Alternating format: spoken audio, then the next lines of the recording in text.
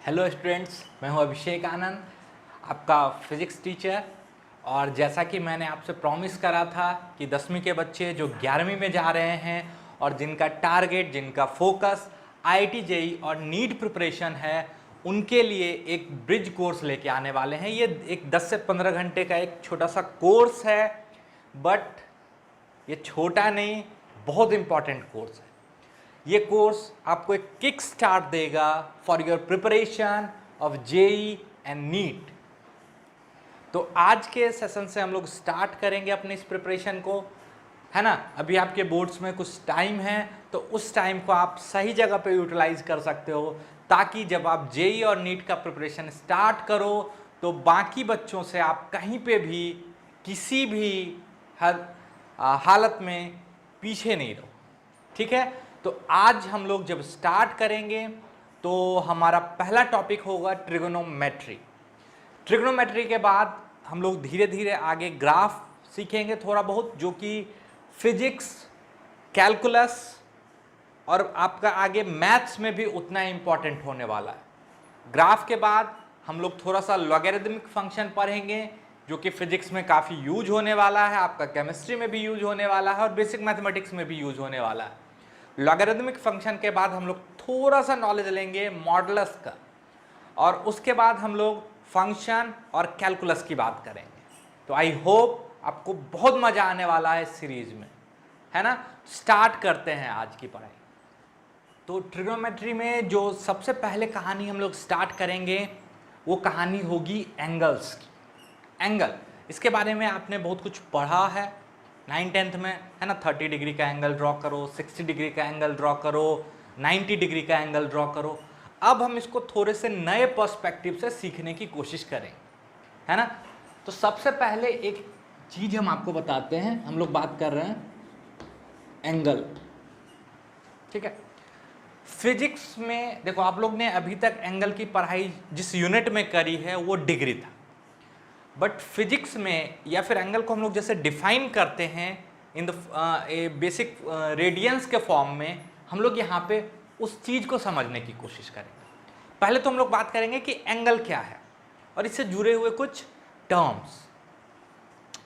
अच्छा, आपको हम सिंपली बोलते हैं, चलो मान लो 30 डिग्री का एंगल ड्रॉ करो। अभी जिस डिग्री को आप लोग जानते हो पहले उसी पे बात करते हैं, है ना।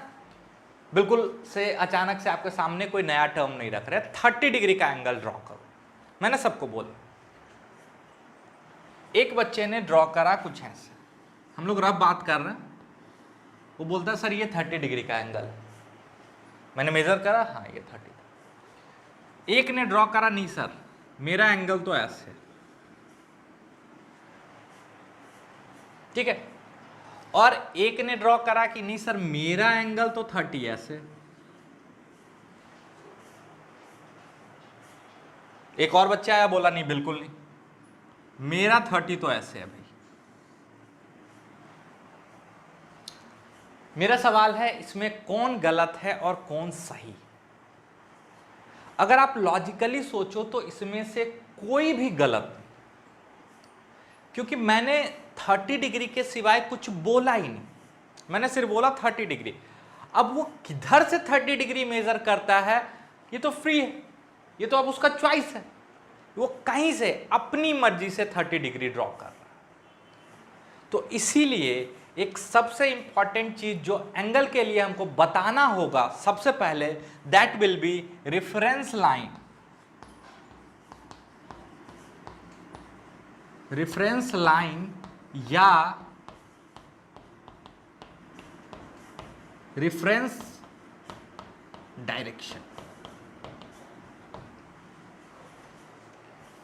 हम लोग सबसे पहले एक बात करेंगे रेफरेंस लाइन की या रेफरेंस डायरेक्शन की। ये क्या होता है? आप जैसे रेफरेंस लाइन या रेफरेंस डायरेक्शन बता देते हो तो अब ये एम्बिग्यूटी जो है कि कौन सा 30 डिग्री, वो खत्म हो जाएगा। देखो कैसे, बिल्कुल चीजों को ध्यान से सुनते जाना, और बिल्कुल जैसे क्लासरूम में आप पढ़ाई करते हो, आप जब भी ये लेक्चर वीडियो देख रहे हो तो आपके सामने आपका नोटबुक होना चाहिए, आपके हाथ में आपका पेन होना चाहिए। सिर्फ ऐसा नहीं कि बस सुन रहे हैं, मूवी नहीं देख रहे हो, आप लेक्चर ले रहे हो, तो इसको बिल्कुल क्लासरूम की तरह आराम से बैठ के और बिल्कुल पूरा लेक्चर एक बार में लिया करो। ये तरीका होना चाहिए। और बहुत सारी बातें जो मैं समझाने के क्रम में सिर्फ बोल रहा होऊंगा और वो इंपॉर्टेंट होंगी, आपको लगेगा कि समझ में आ गया, लेकिन लॉन्ग टर्म में आप भूल जाओगे। इंसान भूलता ही है, ये आपके लिए नहीं, ये सबके लिए सच है। तो आपको क्या करना है, हर चीज जो टीचर बोर्ड पे लिखता है वो तो नोट डाउन करना ही करना है, साथ में हर वो चीज जो टीचर बोल रहा है आपको लग रहा है इंपॉर्टेंट है तो आप उसको नोट डाउन कर लो अपने लैंग्वेज में। जरूरी नहीं है कि आप उसको इंग्लिश में नोट करो। ऐसा थोड़े है कि आपका ये जो नोटबुक है, जो आप ये नोट्स ले रहे हो, इसका जेई में या आपके बोर्ड एग्जाम में कोई मार्क्स मिलने वाला, बिल्कुल नहीं। ये नोटबुक आपके काम की है। तो जब आप रिवीजन करो तो आपको ऐसा कतई ना लगे कि सर ने तो यहाँ पे कुछ बताया था, हम मिस कर रहे हैं। जब आप रिवीजन कर रहे हो तो आपको बिल्कुल ऐसा लगे कि आपका मास्टर फिर से आपके सामने खड़ा होकर पढ़ा रहा है। दैट्स वेरी इंपॉर्टेंट, है ना। तो यहां से आप अपनी आदतों को बदलो। जो स्कूल की आदतें हैं अब उसको छोड़ना शुरू करो। If you are very much motivated and focused towards your preparation for IIT, JEE and NEET, अगर जेई और नीट के प्रिपरेशन के लिए सीरियस हो तो इन चीजों को धीरे धीरे अब अपने आदत में डालना शुरू कर दो, है ना। रेफरेंस लाइन या रेफरेंस डायरेक्शन की बात करते हैं। मैं ऐसे ही छोटी छोटी बातें आपको बताता चलूंगा। होमवर्क कैसे करते हैं, होमवर्क कितना इंपॉर्टेंट है, या ऐसे बोलो होमवर्क सबसे इंपॉर्टेंट है। मैं इन सारी चीजों पे भी आपको बताता चलूंगा। तो ये ब्रिज कोर्स सिर्फ आपको कुछ सिखाने के लिए नहीं है कि थोड़ा सा मैथ्स फिजिक्स पढ़ लिए। ये आपको बिल्कुल एक प्रॉपर ओरिएंटेशन देना है for your preparation of JEE and NEET, ताकि जब आप बोर्ड्स के बाद अपना प्रिपरेशन स्टार्ट करो तो आप रेस में सबसे आगे रहो, है ना। चलो, अब जैसे हम किसी को बोल देते हैं कि देख भाई मेरा रेफरेंस डायरेक्शन ये है, ठीक है, ये मेरा डायरेक्शन। आप यहां पे खड़े उस पॉइंट पे, मैंने बोला अब इस रेफरेंस लाइन से 30 डिग्री पे जाओ, 30 डिग्री ड्रॉ करो।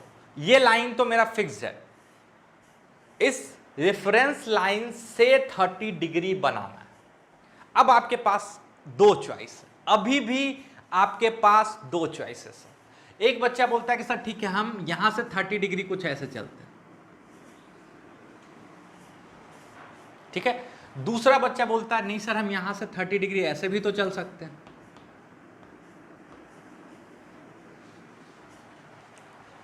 अब कौन सही, ये 30 डिग्री सही कि ये वाला 30 डिग्री?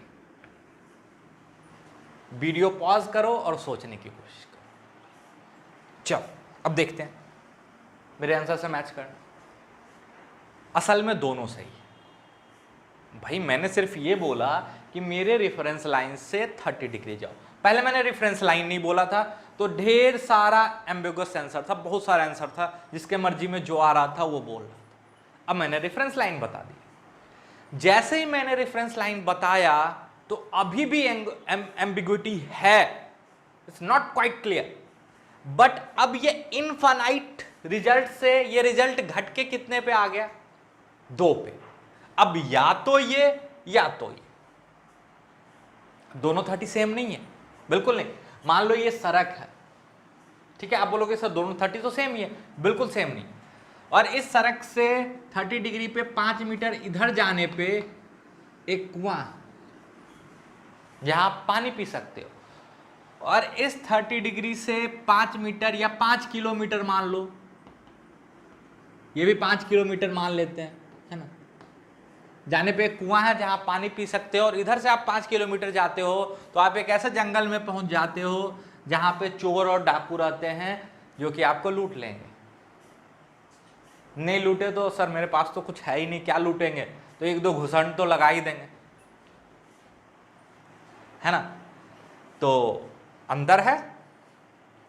अब अगर आप यहां पे किसी को डायरेक्शन बताते हो भाई इस सड़क से 30 डिग्री पे चले जाओ आपको पानी मिल जाएगा, अगर वो इधर चला गया तो तो फिजिक्स में इस एम्बिग्युइटी से बचने के लिए, है ना, इस मिसकंसेप्शन से बचने के लिए कि कौन सा वाला 30 की बात कर रहा है, हम लोग एक कन्वेंशन फॉलो करते हैं। इट्स अ कन्वेंशन जो कि फॉलो किया जा रहा है। जरूरी नहीं कि आप भी वही फॉलो करो, लेकिन एक बार आपने जो भी तरीका, आपने जो भी डायरेक्शन को प्लस माना तो दूसरा डायरेक्शन माइनस होगा। कन्वेंशनली, ध्यान से सुनना, कन्वेंशनली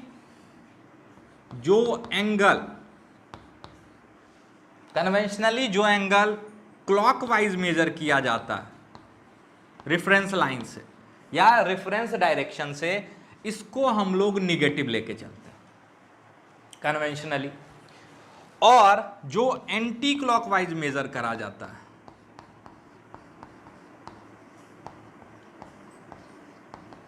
उसको पॉजिटिव लेके चलता है। This is our convention which we will be using in physics most of the time.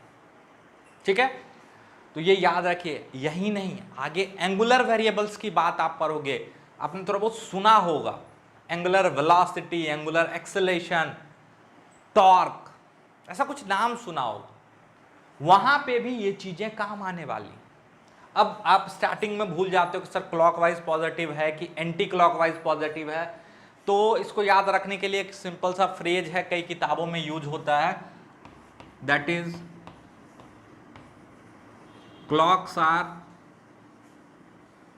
Always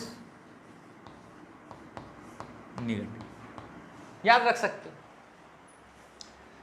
सिर्फ एंगल्स में नहीं, एंगुलर वेरिएबल्स के केसेस में हम लोग यही कन्वेंशन यूज करते हैं कि जो भी एंगुलर वेरिएबल हम लोग क्लॉकवाइज डायरेक्शन में मेजर करते हैं, जनरली उनको नेगेटिव ट्रीट करते हैं, और जो भी एंटी क्लॉकवाइज डायरेक्शन में मेजर करते हैं उनको हम लोग जनरली पॉजिटिव ट्रीट करते हैं। कोई दिक्कत? तो जब कुछ नहीं बोला गया हो आपके सवाल में, तो समझ लो उसने यही कन्वेंशन फॉलो करा होगा। फिजिक्स में उसने यही कन्वेंशन फॉलो करा होगा। कौन सा कन्वेंशन? तो उसने अगर बोला कि 30 डिग्री पे जाना है, ध्यान से सुनना, अगर फिजिक्स की बात कर रहे हैं, इस रेफरेंस लाइन से 30 डिग्री पे जाना है, मतलब 30 डिग्री एंटी क्लॉकवाइज में जाना है। इसीलिए हम हमेशा ऐसे एरो से डिनोट करते हैं। आप भी आदत डालो। आप सोचते हो कि क्या फर्क पड़ता है, ऐसे ही तो है, ऐसे सिंपली बना दी। ध्यान से देखो इसका क्या फायदा है। इसका ये फायदा है कि आपको पता है कि ये मेरा रेफरेंस लाइन है और यहां से हम इधर की तरफ जा रहे हैं, है ना। तो ये हो गया आपका +30। मान लो आपको कोई बोला कि देखो ये मेरा रेफरेंस लाइन है ना, -45 डिग्री ड्रॉ करो। तो अब आपको किधर जाना है, क्लॉकवाइज की एंटी क्लॉकवाइज? माइनस, तो क्लॉकवाइज चलना। क्या करना है? क्लॉकवाइज। तो यहां से क्लॉकवाइज चलेंगे, क्लॉकवाइज ऐसे। ये तो पता है ना घड़ी कैसे चलती है। हाँ, ये मत सोचो किसी घर में घड़ी ऐसे चल रही हो तो देखो फिर भूत प्रेत का साया तो नहीं है ना, तो वो थोड़ा सा दिखवा लेना। Clockwise 45 degree. आई होप ये बेसिक फंडा जो है कि कब एंगल को पॉजिटिव लेंगे और कब एंगल को नेगेटिव लेंगे, ये आपका क्लियर हो गया होगा। तो जल्दी से स्क्रीन पॉज करो, इन सारी चीज़ों को नोट डाउन करो, और आपको जो भी इंपॉर्टेंट लगा है उसको अपने लैंग्वेज में ज़रूर लिख लो। और ये जो एंगल में हम एरो वाला कन्वेंशन यूज़ कर रहे हैं, ऐसे मान लो एक ऐसा 30 डिग्री ड्रॉ करा हुआ है, ठीक है, तो आपको तुरंत समझ में आ जाएगा कि ये मेरा रेफरेंस लाइन है, यहाँ से हम 30 ऐसे चले। तो आप भी इसको अपने आदत में डालो and you will feel good, है ना। तो यहां तक की चीजों को जल्दी से नोट डाउन करें।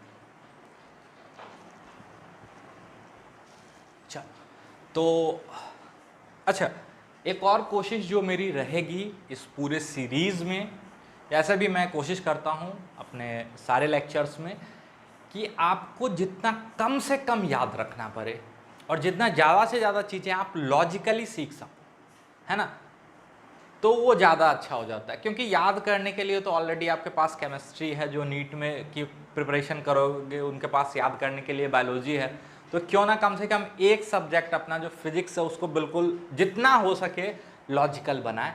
तो इसके लिए मैं आपकी हेल्प कैसे करूँगा, तो मैं चीज़ों को चाहूँगा कि जितना हो सके उतना लॉजिकल रखूँ। जो सारी चीज़ें प्रूव करी जा सकती हैं या लॉजिकली समझी जा सकती हैं उनको मैं बिल्कुल प्रूफ करूंगा और लॉजिकली समझाऊंगा। सिर्फ उन्हीं चीज़ों का प्रूफ मैं छोड़ूंगा जो कि बिल्कुल आपके स्कोप के आगे की चीज़ है, ठीक है। तो इससे आपकी सारी चीज़ें बिल्कुल आसान होती चली जाएंगी और आपको फिजिक्स में बहुत मज़ा आने वाला है, ट्रस्ट मी। बस आपको बिल्कुल फॉलो करना है हमको, हम जैसे बोलें, जो होमवर्क दें आपको वो करके आना है। और हम आपको विश्वास दिलाते हैं कि फिजिक्स, जिससे कि आपके सीनियर आप पूछना, वो बोलेंगे कि सबसे खतरनाक सब्जेक्ट है, वो आपका सबसे मज़ेदार सब्जेक्ट होने वाला है, पक्का। स्टार्ट करते हैं अब हम लोग कि एंगल को कैसे डिफाइन किया गया। ये मेरा एक सर्कल है, ठीक है, मान लो ये मेरा रेफरेंस लाइन। अच्छा, जब कुछ नहीं बोला जाता है तो जनरली हम लोग एक्स एक्सिस को रेफरेंस लाइन लेते हैं। एक्स एक्सिस वाई एक्सिस के बारे में थोड़ा सा बता देता है आपको। जनरली ऐसे हम लोग ड्रॉ करते हैं, एक्स वाई, दोनों एक्सिस के बीच का एंगल 90 डिग्री होता है। ये कार्टेशियन कोऑर्डिनेट सिस्टम का हिस्सा है। 9th-10th में आपने थोड़ा सा इसके बारे में पढ़ा होगा। तो जब कुछ नहीं दिया हो तो आप मान लो ये आपका कोऑर्डिनेट सिस्टम है, आपको बोले कि 30 डिग्री का एंगल ड्रॉ करो, तो आपका रेफरेंस लाइन क्या हो जाएगा, एक्स, ठीक है। 30 बोला है तो ऑब्वियसली एंटी क्लॉकवाइज में ऐसे चले जाना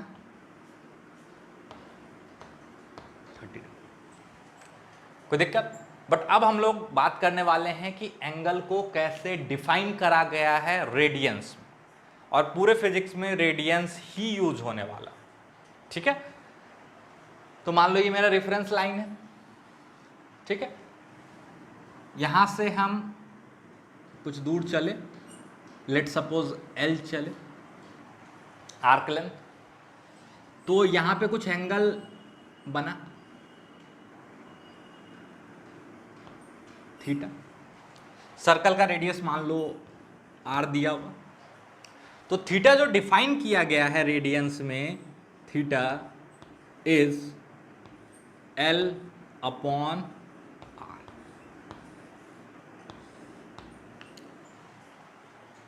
ठीक है, आर्क लेंथ अपॉन रेडियस।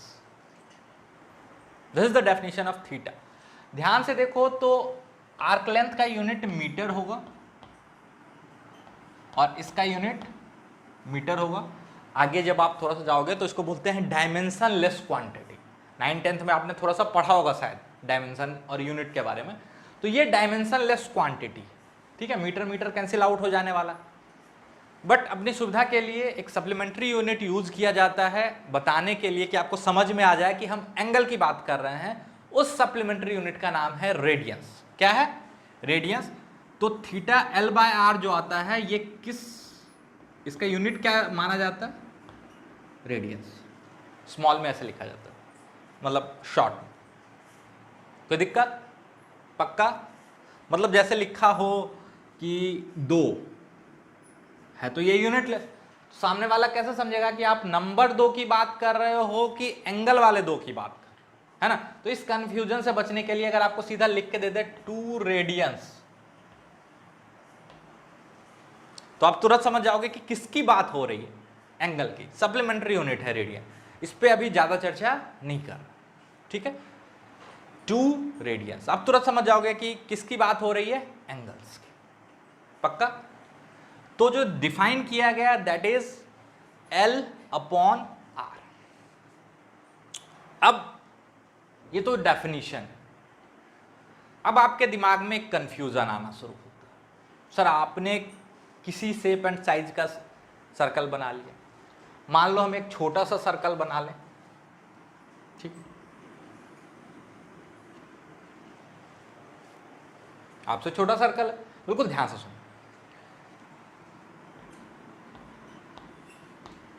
हम प्रोटेक्टर से ये एंगल मेजर कर लेते हैं और इतना ही एंगल यहां भी बना लेते हैं, ठीक है, बना लो। ये तो हम बना सकते हैं सर, थीटा। अब ये अगर L था तो ये L तो नहीं होगा, ये कुछ L डैश हो रहा है, और इस सर्कल का रेडियस भी कुछ अलग हो, है ना। तो आपने तो डिफाइन करा कि theta is equal to l upon r. ये कंफ्यूजन आता है बच्चों के दिमाग में, इसलिए हम बता दे रहे हैं। ये कंफ्यूजन आता है, नहीं आता तो अब आ गया होगा, और हाँ सर मैंने तो सोचा ही। तो मेरा कहना है कि आप ये गारंटी कैसे ले सकते हो कि theta is also l dash by r dash.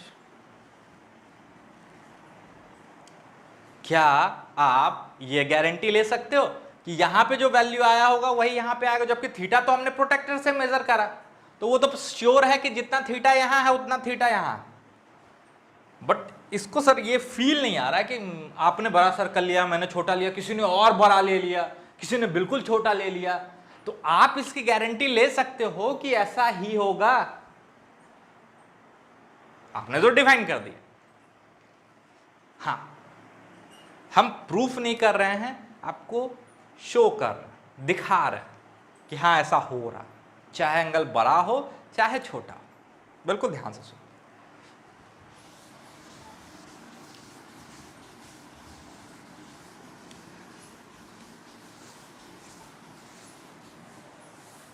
ठीक है, अच्छा जिनका ये फर्स्ट क्लास है, ऑब्वियसली फर्स्ट क्लास होगा जो शुरू से देख रहे हैं, मे बी आपको थोड़ा सा टीचर बोरिंग लगे, बट 1 या 2 दिन में टीचर को जज नहीं करते। पहली बात, हर टीचर क्वालिफाइड होता है जो आपको पढ़ा रहा है। बट अगर आप चाहोगे ना कि 1 दिन में ही मज़ा आने लगे, तो ऐसा नहीं होता है। क्योंकि होता है कि आप जिन टीचर से अभी तक पढ़े हो उनकी फ्रिक्वेंसी अलग थी, जिन टीचर से अभी आप पढ़ने वाले हो उनकी फ्रिक्वेंसी अलग होगी, है ना। तो फ्रिक्वेंसी सेट होने में थोड़ा सा टाइम लगता है। तो अगर आपको ये सोचना है ना, देखो टीचर सबको ही अच्छा है, ये बिल्कुल क्लियर बात है, टीचर हर कोई अच्छा है, क्वालिफाइड है। आपके लिए वो अच्छा है या नहीं, वो 1 दिन में जज मत करो, कभी नहीं। Give him a week and you will see कि वो आपके लिए टीचर अच्छा है कि नहीं है। वो कैसे पता चलेगा? देखो, उससे आपकी फ्रिक्वेंसी मैच हो रही है कि नहीं, जो चीज़ें वो आपके सामने रख रहा है वो आपके दिमाग में जा रहा है कि, यहाँ पे अंतर हो जाता है, ठीक है ना। और दूसरा, टीचर हमेशा अच्छा चूज करो, इसका तरीका है कि अपने सीनियर्स से कि हाँ ये सर पढ़ा रहे हैं, अच्छा पढ़ा रहे हैं, क्योंकि नॉलेज आप जज नहीं कर पाओगे, आप सिर्फ जज कर पाओगे कि आपकी फ्रिक्वेंसी मैच हो रही है कि नहीं। तो इस फ्रिक्वेंसी मैच होने में भी ऐसा नहीं है कि 1 दिन में ही आपका फ्रिक्वेंसी मैच हो जाएगा। तो एटलीस्ट 4-5 लेक्चर के बाद ही आपको पता चलेगा कि if he is good for you और नॉट। ये हमेशा, मेरे साथ ही नहीं, हर किसी के साथ यही अप्लाई करना। ये नहीं कि 1 दिन में अच्छा आज तो मज़ा ही नहीं आया, ये टीचर बेकार है, बिल्कुल नहीं। हो सकता है कि 2 या 3 दिन अगर आप क्लास करो, वो टीचर आपके लाइफ का बेस्ट टीचर हो। सिर्फ मेरे बारे में नहीं, मैं हर सब्जेक्ट हर टीचर के बारे में ये बोल रहा हूँ। तो ध्यान रखिएगा, बच्चे एक गलती करते हैं, 1 या 2 दिन में फैसला कर लेते हैं कि ये टीचर मेरे लिए ठीक नहीं है। बट हो सकता था कि अगर उस टीचर के साथ वो 1 वीक देते तो वो उनके लाइफ का बेस्ट टीचर होता, है ना। तो ये जो फ्रीक्वेंसी मैच होने का टाइम है, इस पर थोड़ा सा ध्यान दें, ठीक है। वापस आते हैं, मैं ऐसे छोटी छोटी बातें आपको बताता रहूँगा, क्योंकि आप लोग स्कूल के बाद ये सारे मिस्टेक्स करते हो, हर 2 दिन पे टीचर बदलते रहते हो, है ना। तो फिर उसमें भी आपका टाइम बर्बाद होता चला जाता है, आपको पता नहीं चलता, बट आप टाइम बर्बाद कर रहे हो। तो कोशिश करो पहले 5 से 10 दिन में अपना टीचर चूज़ कर लो कि हाँ हमको इनसे पढ़ना है तो पढ़ना। हाँ, ऑब्वियसली उनके बारे में आपको पता होना चाहिए, उन्होंने कैसा रिजल्ट प्रोड्यूस करा है ये भी आपको पता होना चाहिए, है ना। ये नहीं कि इमोशनली जुड़ गए तो अब इन्हीं के साथ चलना है ना। ये रिजल्ट प्रोड्यूस इनके यहाँ से हो रहा है कि नहीं हो रहा है उससे कोई फ़र्क, ऐसा भी नहीं। इमोशनली कहीं से कनेक्ट होना ही नहीं है इस एज में, है ना। इस पर भी कभी बात करें, आगे आते हैं। तो हम लोग बात कर रहे थे कि अगर मेरा सर्कल छोटा है या बड़ा है तो क्या गारंटी है कि आपने जो डेफिनेशन दिया वो वहाँ भी काम करेगा। तो हम प्रूफ नहीं कर रहे हैं, हम आपको शो कर रहे हैं। देखो कुछ एंगल, प्यारे से एंगल जिनको हम पहचानते हैं, उनमें से सबसे पहला एंगल है 90 डिग्री, ठीक है। एक सर्कल ड्रॉ करते हैं, बिल्कुल आर्बिट्रेरी रेडियस का। ये मेरा रेफरेंस लाइन है, ये मान लो 90 डिग्री, ठीक है, अब इसको थोड़ा सा रेडियंस में समझने की कोशिश करते हैं, क्योंकि हम आपको बार बार बोल रहे हैं कि मेरा पूरा इंटरेस्ट कहाँ है, रेडियंस में, डिग्री में अब कोई इंटरेस्ट नहीं है ना। तो जानते तो हम 90 डिग्री को है, अच्छे से पहचानते हैं, प्यारा दोस्त है अपना। अच्छा, ये सर्कल का पूरा डाया कितना, मतलब सरकमफेरेंस क्या होता है, तो सर ये होता है 2 पाई आर। Very good. अगर ध्यान से देखो तो ये 1/4 है, ये आर्क लेंथ कितना है, 1/4, यानी अगर इस आर्क लेंथ की बात करें तो this must be equal to 1/4 of the circumference. तो ये आ जाएगा आपका पाई आर बाई 2, ये मेरा हो गया आर्क लेंथ। बिल्कुल ध्यान से सुनते जाना। अभी आप सोचोगे क्या बता रहा मास्टर, ये तो शायद हम लोग पढ़े भी हैं, मजा आने वाला। अब ध्यान से देखिए, अगर हम इस थीटा को रेडियंस में डिफाइन करते हैं, ये थीटा अगर यहाँ पे इक्वल नहीं लिख रहे, इक्विवेलेंट लिख रहा है, क्योंकि दोनों बिल्कुल अलग यूनिट है ना। थीटा अगर आपका डिग्री में बात करते हैं तो ये 90 डिग्री, और इसको जब हम रेडियंस में कन्वर्ट करने की कोशिश कर रहे हैं तो डेफिनेशन है L/R। ठीक है, तो यहां पे L है मेरा pi r by 2, pi r by 2 divided by radius pi by. अच्छा, मतलब इस सर्कल के लिए जब हमने चेक करा तो 90 डिग्री को रेडियंस में कन्वर्ट करा तो पाई बाई 2 आया। क्या छोटे सर्कल के लिए भी यही होगा? बिल्कुल होगा। देखो ये मेरा रेफरेंस लाइन, ये 90 डिग्री, बिल्कुल वैसे। अच्छा, इसका रेडियस भी तो अलग होगा, मान लो स्मॉल आर, इसका रेडियस क्या है, स्मॉल आर, तो ये वाला पार्ट हो जाएगा आपका पाई आर बाई 2 हो जाएगा। अरे बिल्कुल जैसे वहां कैलकुलेट किए। अगर हम यहां पे 90 डिग्री को रेडियंस में ले जाते हैं तो arc length pi r by 2 by r, और ये तो पाई बाई 2 ही आ गया ना। मतलब सर्कल के साइज से कोई फर्क नहीं पड़ रहा है, मतलब हमने जो डिफाइन करा एंगल को रेडियंस में, उसका सर्कल के साइज से कोई लेना देना नहीं है, और होना भी नहीं चाहिए। नहीं तो हर आदमी का सर्कल अलग, हर आदमी का डेफिनेशन अलग। क्या ये चीज आपके समझ में आई है ना?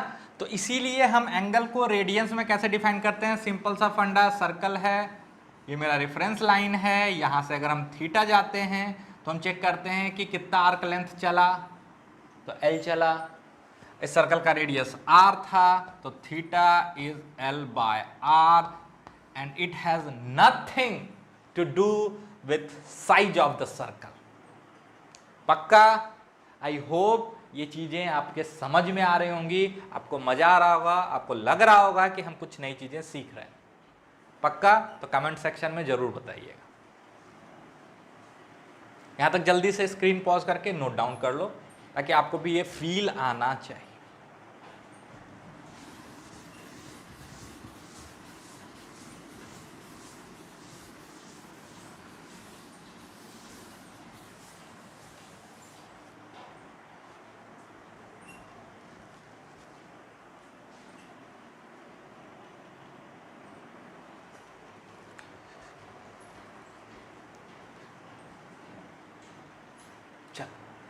अब आता है ये बात कि अगर सर अभी तक तो हम लोग डिग्री में बात किए हैं, अब हम रेडियंस में शिफ्ट हो रहे हैं, तो हमको कन्वर्जन फैक्टर तो पता होना चाहिए कि डिग्री से रेडियंस में जाएंगे कैसे, है ना?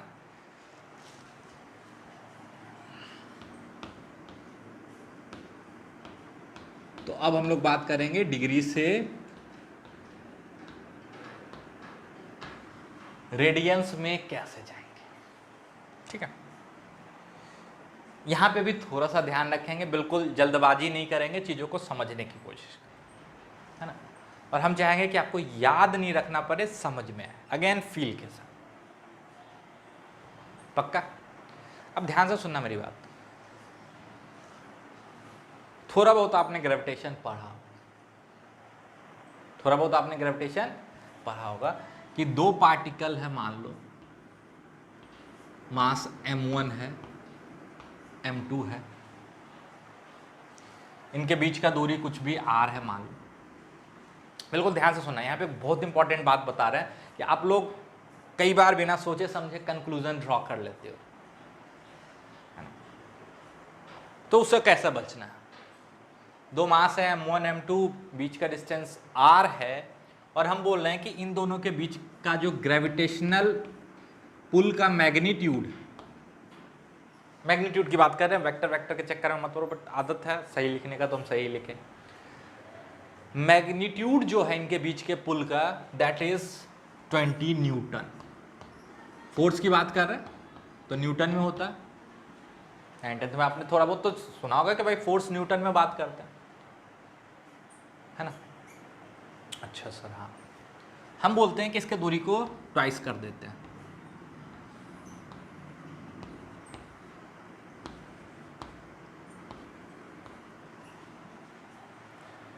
तो ये फोर्स कितना हो जाएगा। तो अगर आप समझदार हो तो आप पहले ये सोचोगे कि फोर्स और दूरी का रिलेशन क्या है, हाउ दे आर कनेक्टेड। ऐसे नहीं कि यूनिटरी मेथड लगा दिए। यूनिटरी मेथड जो आप लगाते हो ना, 1 किलो का दाम 5 रुपया है तो 10 किलो का दाम 50 रुपया है, ये सिर्फ और सिर्फ तभी वैलिड है जब चीजें डायरेक्ट प्रोपोर्शन में हो। ये याद रखिएगा, समझ में आया। ये तभी वैलिड है जब चीजें डायरेक्ट प्रोपोर्शन में हो, और हर जगह हम एक बार में ये कंक्लूजन नहीं ले सकते कि चीजें डायरेक्ट प्रोपोर्शन में। जैसे हम ये नहीं बोल सकते यहां पे कि फोर्स 20 न्यूटन है तो दूरी ट्वाइस करने पे ये फोर्स 40 न्यूटन हो जाएगा। गलत गलत गलत। क्यों? तो सर बचपन में सीखे थे 1 किलो का दाम 5 रुपया तो 10 किलो का दाम 50 रुपया, लगे रहे। अबे नालायक, वहां डायरेक्ट प्रोपोर्शन था, डायरेक्ट वेरिएशन था। हमेशा ऐसा हो जरूरी नहीं है, पक्का हमेशा ऐसा हो जरूरी नहीं है। जो आपने 9th 10th में थोड़ा सा पढ़ा होगा, आपको पता होगा कि ये फोर्स कुछ ऐसा दिखता है, Gm1 m2 बाय r² दिखता है। यहां पे G कोई कांस्टेंट है, अभी उस पर बात नहीं कर रहे हैं। m1 m2 मास है और r उनके बीच का सेपरेशन है। अब आप यहां पे अगर लॉजिकली सोचो, थोड़ा बहुत आपको गणित तो आता होगा 9th 10th का, अगर वहां से भी आप दिमाग लगाओ तो आपके समझ में आ जाएगा कि अगर इसको ट्वाइस कर देते हैं तो फोर्स 1/4 हो जाएगा, ना कि ट्वाइस हो जाएगा। फोर्स 1/4 हो जाएगा, ना कि ट्वाइस हो जाएगा। तो एक रिलेशन से डायरेक्ट कंक्लूजन निकालना अच्छी बात नहीं है। समझ में आया? तो पक्का चीजों को समझेंगे फिर यहां पे यूज करेंगे। सर इसका यहां पे क्या यूज है, बिल्कुल समझ में आएगा, है ना। तो अब हम लोग सीखने वाले हैं कि डिग्री को रेडियंस में कन्वर्ट कैसे करते। हो सकता है आप में से बहुतों को आता हो, लेकिन अभी आपको लगेगा कि अच्छा इस तरीके से तो हमने सोचा ही नहीं था, है ना। तो इस कोर्स का मोटिव सिर्फ है ये नहीं कि 2-4 गणित सिखा दें, सोचते कैसे हैं ये सिखाना, प्रिपरेशन करते कैसे हैं ये सिखाना, और ऑब्वियसली कुछ नई चीजें, कैलकुलस, ट्रिग्नोमेट्री, ग्राफ जरूर सीखना, पक्का। तो ध्यान से देखो इसका हम यहां पे क्या यूज करने वाले हैं, ठीक है। थोड़ा सा फिजिक्स आपके सामने रखते तो आपको पता चले कि हाँ फिजिक्स का मास्टर पढ़ा रहा है ना। ऐसा लगा अच्छा ये फिजिक्स पढ़ाता है कि गणित पढ़ाता है, मैं फिजिक्स का टीचर।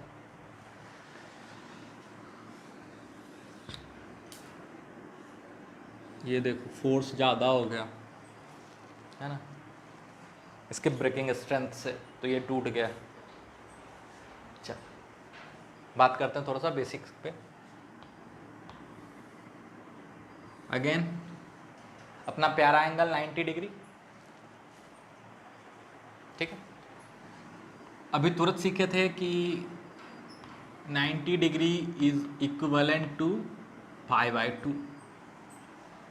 अब सीधा कंक्लूजन नहीं लेना, अच्छा अगर 45 की बात करें तो, या 180 की बात करें तो, सर ऐसा कर लो ना कि 90 डिग्री पाई बाय 2 है, तो 1 डिग्री पाई बाय 2 बाय 90, तो 180 degree is equivalent to pi by 2 into 180 by 90, तो 180 degree is equivalent to pi. हो सकता है इतना आ जाए, बट जरूरी नहीं कि एक रिलेशन से आप सीधा सीधा कंक्लूजन ले लो कि ये डायरेक्ट वेरिएशन है। हम ये समझाना चाह रहे हैं, हो सकता है ये आ रहा हो रिलेशन, जिनको पता उनको पता होगा कि ये सही आ रहा है ना, बट यहां से डायरेक्ट कंक्लूड कर लेना कि ये ही आएगा, ये गलत। तो इसके लिए हम 2 रिलेशन निकालेंगे या 3 निकाल के चेक करेंगे कि क्या इनका वेरिएशन डायरेक्ट प्रोपोर्शन वाला है। डायरेक्ट प्रोपोर्शन वाला है तो हम अब डायरेक्ट यूज कर लेंगे, आगे यूनिटरी मेथड की तरह कर लेंगे, बट उसके लिए कंफर्म हो लेंगे कि डायरेक्ट वेरिएशन है। समझ में आया? हम ये समझाना चाह रहे हैं ताकि ये वाली गलती आगे मत करो आप। ठीक है, चलो 180 पे चेक कर लेते हैं। 180 ये मेरा रेफरेंस लाइन, 180 घूमोगे तो यहां आओगे 180 डिग्री। इसके लिए कितना आर्क लेंथ चला, तो सर ये सर्कल का आधा यानी पाई आर। अरे पूरा सर्कल 2 पाई आर, आधा तो पाई आर है ना। तो अगर रेडियंस में डिफाइन करेंगे तो ये हो जाएगा पाई आर बाय आर। तो थीटा अगर 180 डिग्री है तो this will be equivalent to pi. अरे वाह, ये तो अच्छी बात है। मतलब हमने देखा 90 डिग्री पाई बाय 2 के बराबर आया, 180 डिग्री पाई के बराबर आया। ठीक है, एक और चेक कर ले। मान लो फोर्टी 45 की बात कर लेते हैं, यहां कुछ है तो ये 45, ये बाकी का 45 यानी 90। तो ध्यान से देखो तो ये पूरे सर्कल का 1/8 है, पूरे सर्कल का 1/8 है ना।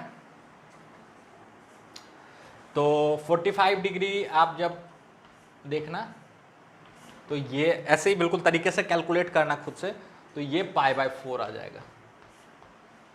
पाई बाय 4 कितना आ जाएगा? Pi by 4। ध्यान से सुनना, कितना आ जाएगा? Pi by 4। हाँ, अब हम कंक्लूड कर सकते हैं कि ये रिलेशन लीनियर है। कैसे? अगर एंगल को ट्वाइस करते हैं तो पाई बाय 2 से पाई चला जाता है, एंगल को हाफ करते हैं तो पाई बाय 2 से पाई बाय 4 चला जाता है। यानी अगर हमको बोल दे कि थीटा डिग्री को रेडियंस में बदलो, थीटा डिग्री को रेडियंस में बदलो, तो हम सिंपली ये रिलेशन यूज कर सकते हैं 180 degree is equivalent to pi, तो 1 degree is equivalent to pi by 180 degree. Theta degree is equivalent to theta degree by 180 degree into pi. Now we can use this, 100% we can use this. I hope यहां तक चीजें आपके समझ में आई होंगी। एक तो हमने रेडियंस में एंगल को डिफाइन करा, पहला चीज डेफिनेशन इन रेडियंस। दूसरा, सर्कल के साइज से कोई लेना देना नहीं है, ये समझने की कोशिश करी। और तीसरा, ये कन्वर्जन फैक्टर आपको मिल गया। अब अगर आपके सामने एंगल डिग्री में दिया हुआ है, उसको रेडियंस में कन्वर्ट करना बहुत टफ जॉब आपके लिए बिल्कुल नहीं है, बिल्कुल सिंपल सा रिलेशन है ना। घर पे ट्राई कर लेना, 30 डिग्री पाई बाय 6 के बराबर होता है ना, देख लेना खुद से करके।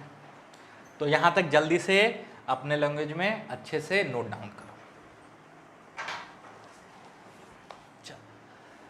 अब हम लोग बात करेंगे ट्रिग्नोमेट्रिक रेशियोज की, और रियलिटी में इसको सर्कुलर रेशियोज के टर्म में कैसे डिफाइन करा गया था, सर्कुलर रेशियोज क्या हैं, सब पे बात करेंगे। लेकिन पहले कुछ बेसिक ट्रिग्नोमेट्रिक रेशियोज जो आपको पता है, फिर उसको हम लोग एक्सटेंड करेंगे ताकि आप फिजिक्स में उनको कैसे यूज़ कर पाओगे, 11th 12th में मैथ्स में कैसे यूज़ कर पाओगे उसको भी सीखेंगे। और कुछ बेसिक फार्मूलाज एक्स्ट्रा सीखे, ठीक है। तो बिल्कुल बेसिक से स्टार्ट करते हैं, ट्रिग्नोमेट्रिक रेशियोज की बात करते हैं, है ना।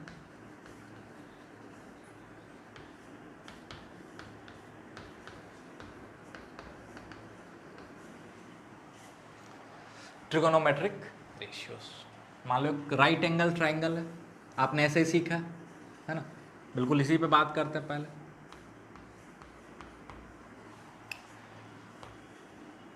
ये 90 डिग्री है, मान लो ये मेरा थीटा है, ठीक है। इस थीटा के लिए ये परपेंडिकुलर होता है, ये मत सोचना कि ट्राइंगल में परपेंडिकुलर और बेस फिक्स होता है, बिल्कुल नहीं। इस थीटा के लिए ये परपेंडिकुलर, इस थीटा के लिए ये परपेंडिकुलर, ठीक है। आप में से मैक्सिमम बच्चों को आता होगा, बट जिनको नहीं आता वो यहाँ जीरो से ट्रिग्नोमेट्री सीख सकते हो। इसको बोलते हैं बेस और इसको बोलते हैं हाइपोटेनस, एच, ठीक है। इस थीटा के लिए जो रेशियोज डिफाइन करे गए हैं उसमें से सबसे पहला आता है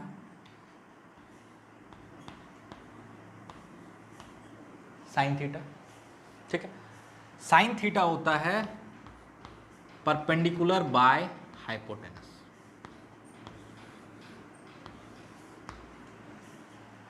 ठीक है। अगेन इसका ट्राइंगल के साइज से कोई लेना देना नहीं है, आप सिमिलर ट्राइंगल से बहुत आसानी से प्रूफ कर सकते हो, ठीक है। Sine theta P by H, को साइन थीटा जिसको हम लोग शॉर्ट में बोलते हैं cos theta, it is base by hypotenuse, cosine theta या कॉस थीटा, ठीक है। उसके बाद होता है tan theta, tan theta is sine theta by cos theta. Sine theta और कॉस थीटा आपको पता है, इसको पुट करोगे तो P by H by B by H, P ये H कैंसिल आउट हो जाएगा, तो tan theta will come out to be perpendicular by base, ठीक है। ये बेसिक रेशियोज है, टेन थीटा या टेंजेंट थीटा, कोई दिक्कत। Sine theta, cos theta, tan theta, इनका रेसिप्रोकल डिफाइन किया गया। साइन थीटा का रेसिप्रोकल होता है कॉसेक थीटा,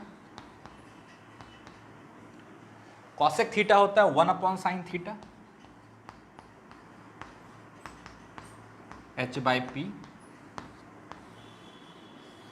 सारे रेशियोज आपको पता होने चाहिए, जिनको पता अच्छी बात। Sec theta is 1 by cos theta, लिख लेना आप, h by B, and cot theta is 1 by tan theta, this will be b by p।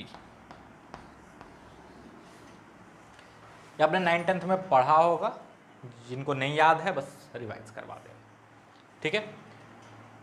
फिर कुछ आइडेंटिटीज थे जो आपको याद होना चाहिए। एक आइडेंटिटी था sign square theta plus cos square theta बराबर 1,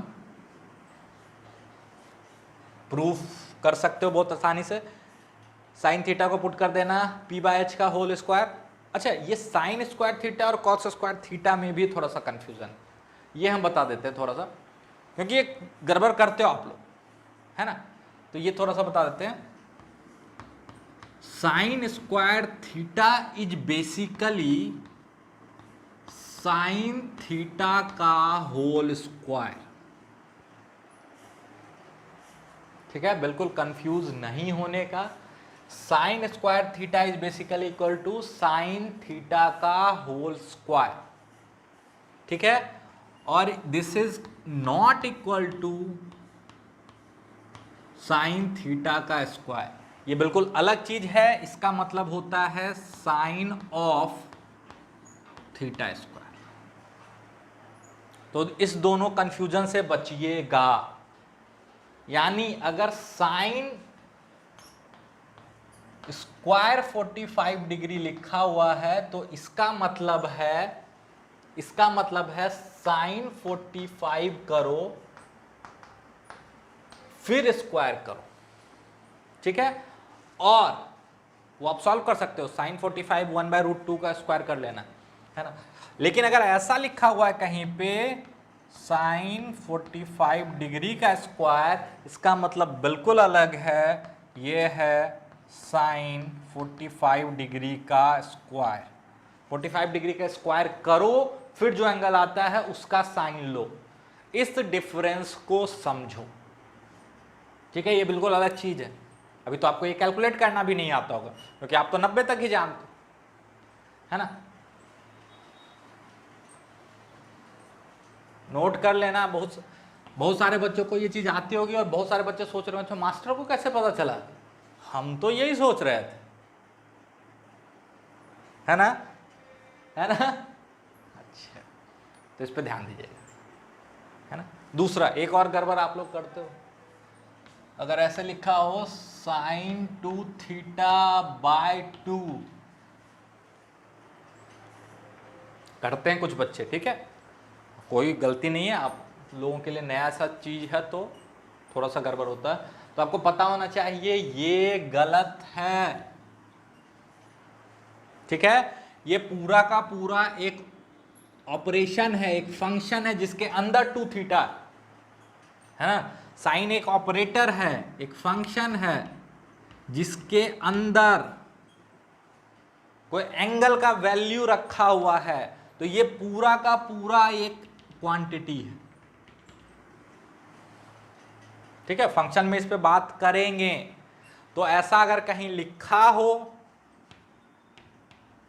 साइन थीटा बाय थीटा, तो थीटा थीटा काट के sin मत करना, ये पाप है। क्या है ये? पाप है। देखो पाप दिख भी रहा है ना, तो ये पाप आप नहीं करोगे। आई होप सर, हम लोग तो पाप का बाप करते हैं, नहीं करने का, पक्का।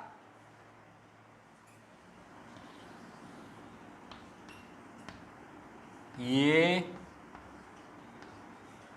पाप, ठीक है।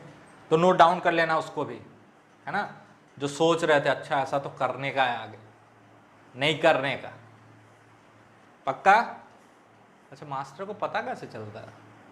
मास्टर को सब पता है, क्योंकि मास्टर रोज आप जैसे बच्चों को पढ़ा चुका है ना। वो रोज देखा है कि आप लोग क्या क्या कांड कर सकते हो। तो एक ये आइडेंटिटी आपको पता होना चाहिए, और कुछ आइडेंटिटी यहीं पे लिख दें।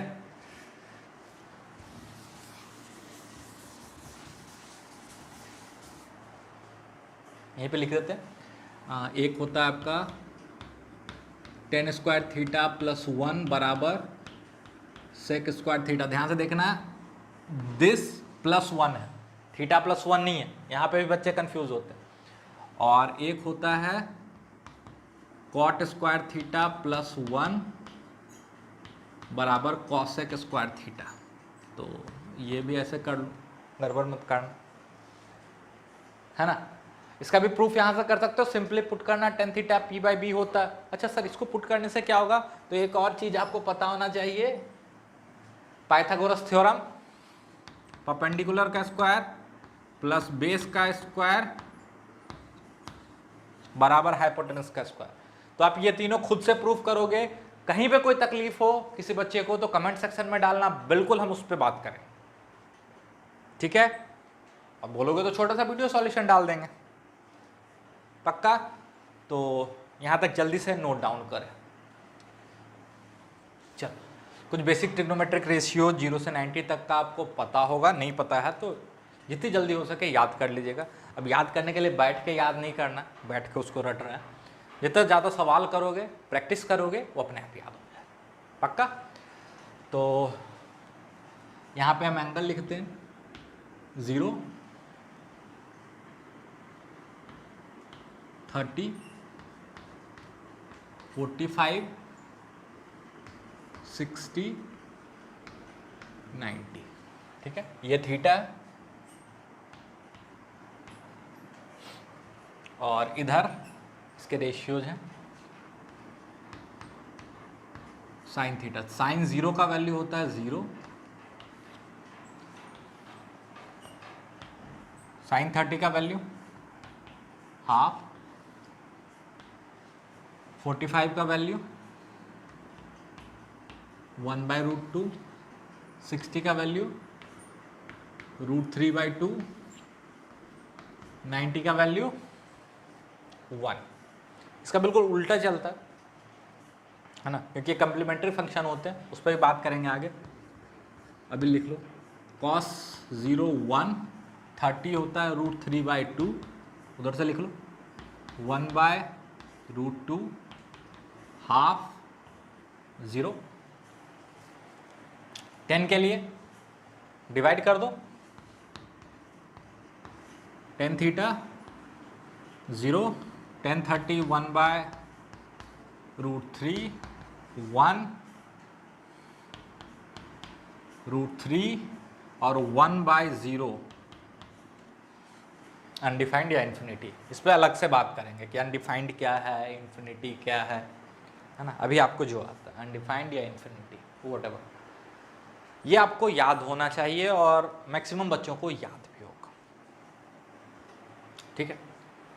फिर बात आती है कि अगर आपसे कोई ये पूछ ले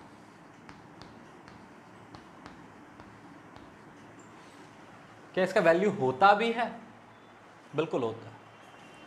कोई आपसे ये पूछ ले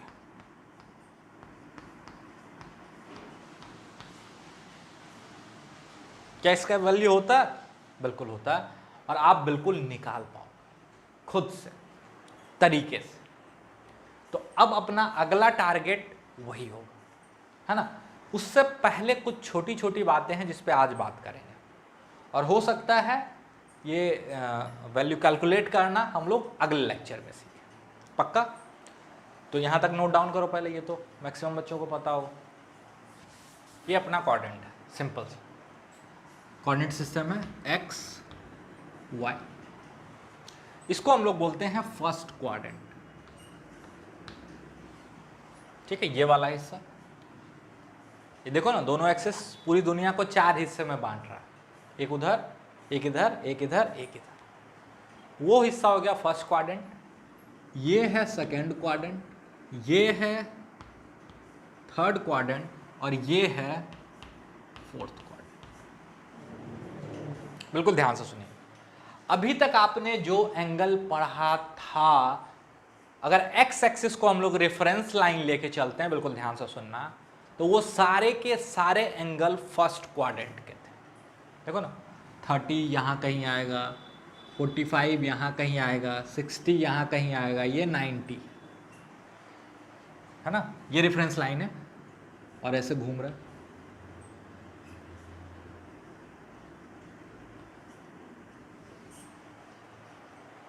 है कि नहीं। सारा का सारा एंगल किस क्वाड्रेंट का, फर्स्ट क्वाड्रेंट का। और इस क्वाड्रेंट के एंगल का ट्रिग्नोमेट्रिक रेशियो आपने डिफाइन करना आता है, आपने निकालना आता है। अब अगर बात करें 120 डिग्री, तो वो यहां कहीं होगा। ध्यान से देखो, अगर इसी को रेफरेंस लाइन लेके आगे चलते,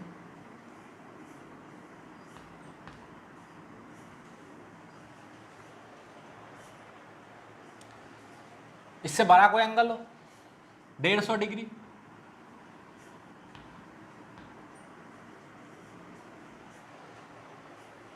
है कि 180 डिग्री, फिर इसके आगे भी जा सकते हैं।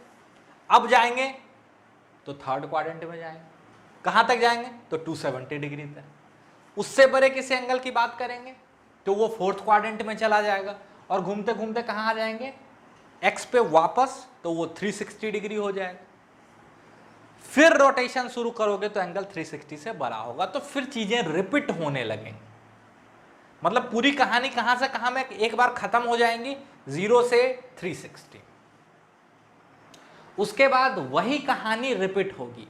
मतलब अगर हम 0 से 360 के बीच का ट्रिग्नोमेट्रिक रेशियो निकालना सीख गए तो हम theta, cos theta, tan theta निकाल पाएंगे। कोई दिक्कत, पक्का। इसके लिए अब हम लोग सीखेंगे कि ट्रिग्नोमेट्रिक रेशियोज जो सर्कुलर रेशियोज के फॉर्म में रियलिटी में डिफाइन किए गए थे, वो कैसे डिफाइन करे गए थे, ठीक है। अगर आप में से कुछ बच्चों को याद होगा, पता होगा, तो ध्यान से सुनना। हो सकता है आप में से कुछ को पता है, हम उसी चीज को आपके सामने प्रूफ करने की, रखने की कोशिश करें। बोला जाता है कि फर्स्ट क्वाड्रेंट में सारे ट्रिग्नोमेट्रिक रेशियो पॉजिटिव होते हैं, उनको याद करा जाता है ऑल साइन, जिनको याद होगा, है ना, ऑल साइन 10 कॉस। उनको बोला जाता है कि यहां पे फर्स्ट क्वाड्रेंट में, यानी 0 से 90 के बीच का एंगल कोई भी हो तो उसका ट्रिग्नोमेट्रिक रेशियो पॉजिटिव होगा। मतलब साइन थीटा भी पॉजिटिव आएगा उसके लिए, कॉस थीटा भी पॉजिटिव आएगा, टेन थीटा भी पॉजिटिव आएगा, एंड सो ऑन। फिर बोला जाता है कि अगर एंगल 90 से 180 के बीच में हो, यानी सेकंड क्वाड्रेंट का एंगल हो, तो उसके लिए साइन थीटा पॉजिटिव आता है, और साइन थीटा पॉजिटिव आएगा तो ऑब्वियसली कॉसेक थीटा पॉजिटिव आएगा, बिकॉज कॉसेक थीटा लिखते जाना 1/sin थीटा। अब अगर ये पॉजिटिव है तो इसका रेसिप्रोकल भी क्या होगा, पॉजिटिव होगा। ये तो सिंपल सी बात। तो बोला जाता है फर्स्ट क्वाड्रेंट में सारा ट्रिग्नोमेट्रिक रेशियो पॉजिटिव होगा, सेकंड क्वाड्रेंट में साइन पॉजिटिव होता है, मतलब उस एंगल का साइन थीटा ले लो या कॉसेक थीटा ले लो तो पॉजिटिव आएगा, बाकी सब निगेटिव आएगा। इसमें टेन थीटा पॉजिटिव आता है, टेन थीटा अगर पॉजिटिव आएगा, टेन पॉजिटिव आएगा तो कॉट भी पॉजिटिव आएगा, बाकी सारा निगेटिव आएगा। और इसमें सिर्फ कॉस और सेक पॉजिटिव आएगा, बाकी सारा निगेटिव आएगा। मतलब 180 से 270 के बीच का कोई एंगल हो, जैसे 235 डिग्री हो, तो उसके लिए साइन 235 कैलकुलेट करोगे तो निगेटिव आएगा, कॉस 235 कैलकुलेट करोगे तो निगेटिव आएगा, टेन 235 कैलकुलेट करोगे तो पॉजिटिव आएगा। कहने का ये मतलब पक्का। उसी तरह कॉस अगर इस क्वाड्रेंट में जाओ, उसके आगे 290 है ना, तो कॉस 290 पॉजिटिव आएगा, साइन 290 नेगेटिव आएगा। इसको याद करने के लिए बच्चों को रटाया जाता है ऑल साइन 10 कॉस, ऐसे quadrant wise, first second third fourth, इसमें ऑल पॉजिटिव, इसमें साइन पॉजिटिव, इसमें 10 पॉजिटिव, इसमें कॉस पॉजिटिव।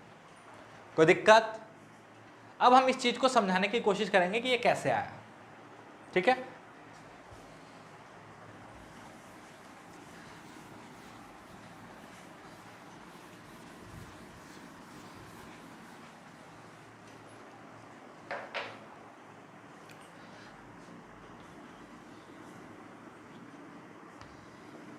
ये मेरा एक्स एक्सिस, ये वाई एक्सिस, ये first quadrant, second quadrant, third quadrant, fourth quadrant. एक सर्कल है जिसका सेंटर ओरिजिन पे है ना। आपको ये पता होना चाहिए इसमें एक्स कोऑर्डिनेट वाई कोऑर्डिनेट दोनों पॉजिटिव होता है, ठीक है। इसमें एक्स निगेटिव होता है, वाई पॉजिटिव होता है। इस क्वाड्रेंट में एक्स भी निगेटिव, वाई भी निगेटिव, और इसमें एक्स पॉजिटिव और वाई निगेटिव, ठीक है। कोऑर्डिनेट तो आता है ना, आपको देखना है, ऐसे देखो, इनको नहीं पता थोड़ा सा देख लो, है ना। मान लो आपको एक पॉइंट बोला है 2,3, तो मतलब x में 2 चलने का, y में 3, x में 2 y में 3, ठीक है। अगर आपको बोले -2,3 तो x में -2 और y में 3, तो ये वाला पॉइंट है आपका 2,3, ये वाला पॉइंट है -2,3। अगर आपको बोले -2,-3 तो x में चलने का -2 और y में -3, तो ये हो गया -2,-3, जिनको कोऑर्डिनेट्स की जानकारी बिल्कुल नहीं उनके लिए। और अगर आपको बोले 2,-3 तो x में 2 और y में -3, तो ये हो जाएगा आपका 2,-3, ठीक है। तो आप देख लो, फर्स्ट क्वाड्रेंट में एक्स वाई दोनों पॉजिटिव है, सेकंड में एक्स निगेटिव है, वाई पॉजिटिव है, थर्ड में दोनों निगेटिव है, फोर्थ में एक्स पॉजिटिव वाई नेगेटिव। यही चीज यहां पे लिखा है, ठीक है। अब ट्रिग्नोमेट्रिक रेशियोज को कैसे रियलिटी में डिफाइन किया गया था, पहले उसको समझने की कोशिश करते हैं। मान लो फर्स्ट क्वाड्रेंट का एंगल है, ध्यान से सुनना, ये कुछ ऐसे थीटा, ठीक है। और डेफिनेशन क्वाड्रेंट वाइज नहीं होता, डेफिनेशन डेफिनेशन होता है। एक बार जो डिफाइन कर देंगे वही डेफिनेशन हर जगह हो, ठीक है। तो सर्कुलर रेशियोज कैसे डिफाइन करे गए थे, ध्यान से सुनिए। थीटा, तो यहां पे कुछ कोऑर्डिनेट होगा, एक्स कोऑर्डिनेट, वाई कोऑर्डिनेट, कुछ तो होगा इस पॉइंट का, है ना। ये एक्स होगा, ध्यान से सुनना, ये एक्स होगा और ये वाई होगा, ठीक। ये दूरी, ये रेडियस है, ये रेडियस आर, कोई दिक्कत, ठीक। हाइपोटेनस जो है रेडियस आर।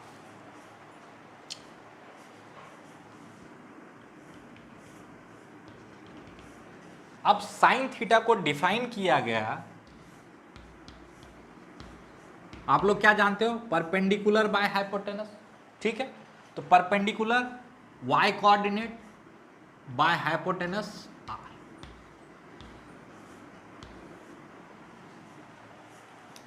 कॉस थीटा को डिफाइन किया गया बेस एक्स कोऑर्डिनेट आर,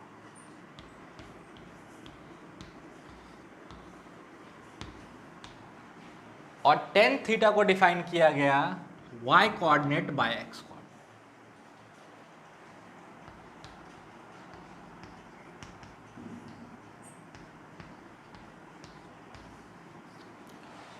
ठीक है, समझदार लोगों ने ऐसे डिफाइन करा, ठीक है, समझदार लोग मतलब जो मैथमेटिशियन थे, साइंटिस्ट। अब अगर फर्स्ट क्वाड्रेंट की बात करते हैं, फर्स्ट क्वाड्रेंट की, मेरे हिसाब से आर तो हमेशा पॉजिटिव है, आर तो हमेशा पॉजिटिव है, क्योंकि आर डिस्टेंस है। आर क्या है, डिस्टेंस, ठीक है।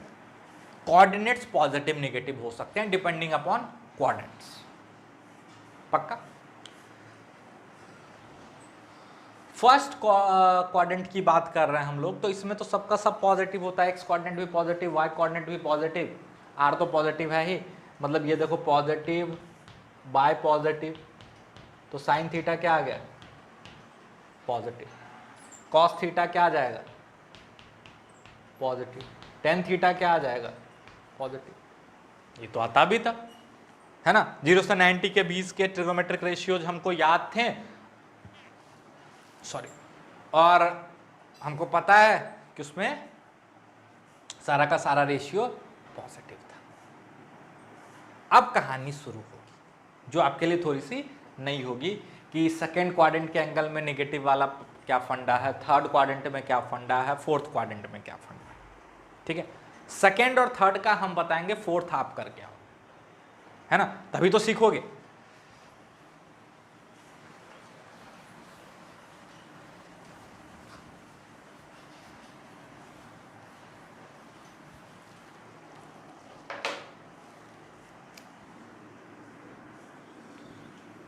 चल, मान लो ये मेरा x, ये y, सेकेंड क्वाड्रेंट का कोई एंगल कुछ ऐसे रहा होगा,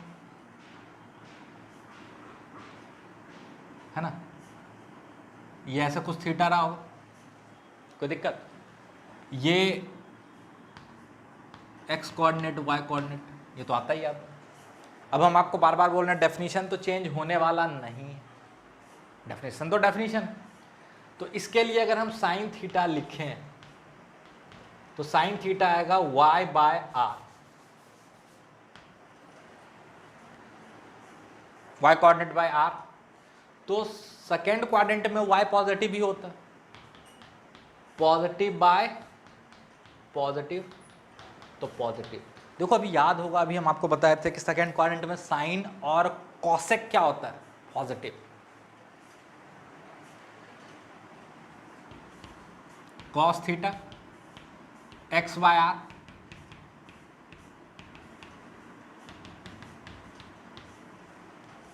negative by positive. Tan theta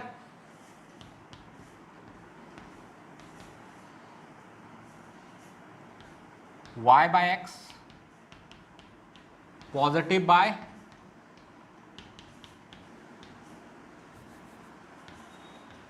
negative आया, कोई दिक्कत? पक्का? यही तो हम बताए थे आपको सेकंड क्वाड्रेंट में। थर्ड क्वाड्रेंट में लगे हाथ, मैच करा लेना कि जो बताए थे वही आया कि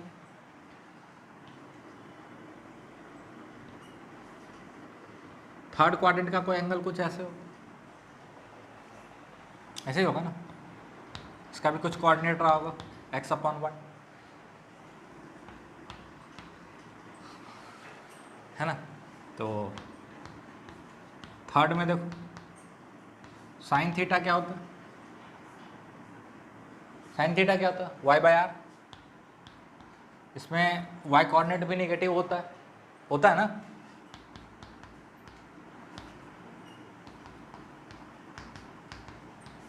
कॉस थीटा जल्दी से बताओ, x/r।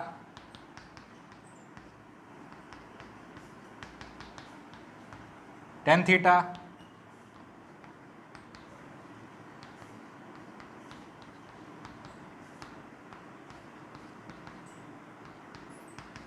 अरे वाह वाह वाह, आ तो गया, अरे आ तो गया, यही तो चाह रहे थे, आ गया ना।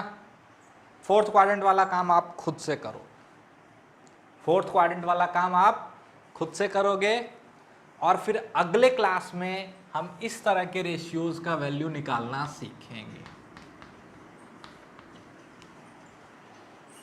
ठीक है। 360 तक कुछ स्टैंडर्ड एंगल्स हैं, उनके वैल्यूज हम निकालना सीखेंगे नेक्स्ट क्लास में। तो आई होप आपको अच्छा लगा होगा, मज़ा आया होगा, है ना।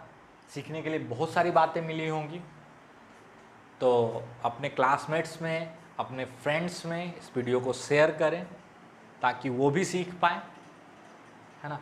पैसा तो कुछ लग नहीं रहा, सबके लिए फ्री ऑफ कॉस्ट। तो और इस चैनल को क्या करते हो, लाइक शेयर सब्सक्राइब जरूर करें, है ना, ताकि उससे हमारा भी मोटिवेशन बना रहे। Thank you.